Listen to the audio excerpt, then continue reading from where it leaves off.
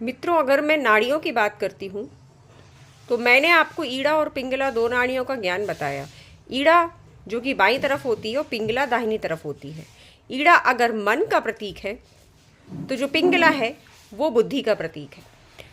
बुद्धि आध्यात्मिक है, ठीक है, और मन जो है वो संसारी है। आप विश्वास कीजिए कि आपका मन सदा संसार में ही लगेगा। जिसका मन सदा से ही संसार में लगता है वह खुद ही समझ जाए कि वह मन की चाल के वश में है। और जिसका मन अध्यात्म में प्रवेश कर चुका है, यद्यपि मैं ये भी कह सकती हूँ कि अगर आपकी बुद्धि संसारी है तो वो संसार में ही लगी रहेगी, संसार की ही चीज़ों का आप ज्ञान हासिल करेंगे।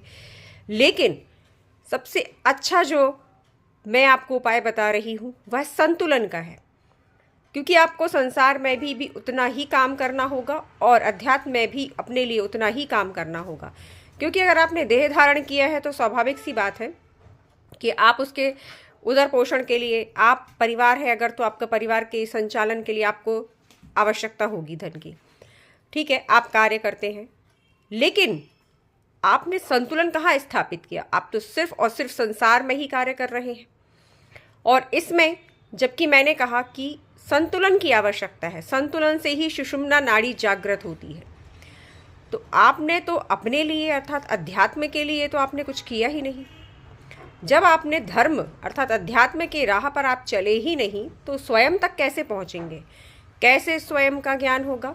कैसे उस एक ईश्वर का ज्ञान होगा जो कि ब्रह्म भी है और वही परमात्मा भी है, वही गुरु भी है? तभी तो हम कहते हैं ना, गुरुर् ब्रह्मा गुरुर्विष्णु गुरुदेवो महेश्वर गुरु साक्षात परम ब्रह्म तस्मै श्री गुरुवे नमः। ये सिर्फ बोला नहीं गया है, ये बिल्कुल रियल ज्ञान है। ऐसा ही है, स्टेप बाय स्टेप वह हमें हर क्षेत्र में जाकर समझाते हैं। क्षेत्र अर्थात हमारी यह देह, वह सूक्ष्म देह जिसका हमें क्षेत्रज्ञ बनना है, जिसका हम ज्ञान प्राप्त करने आए और सिर्फ और सिर्फ प्रकृति में गए। प्रकृति को हम पल पल नष्ट कर रहे हैं स्वार्थवश, तो वह प्रकृति क्या हमें छोड़ेगी? नहीं, वह भी हमें नष्ट करेगी, क्योंकि आपने उसे उसकी मूल अवस्था से कहाँ पहुंचा दिया है। सिर्फ और सिर्फ भाग रहे हैं, सिर्फ और सिर्फ प्रकृति से दोहन कर रहे हैं, उसका शोषण कर रहे हैं।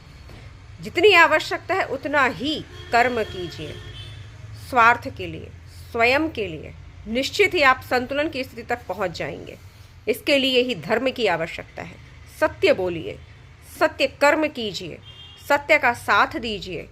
अगर आप नहीं करेंगे ऐसा तो निश्चित ही आप अपनी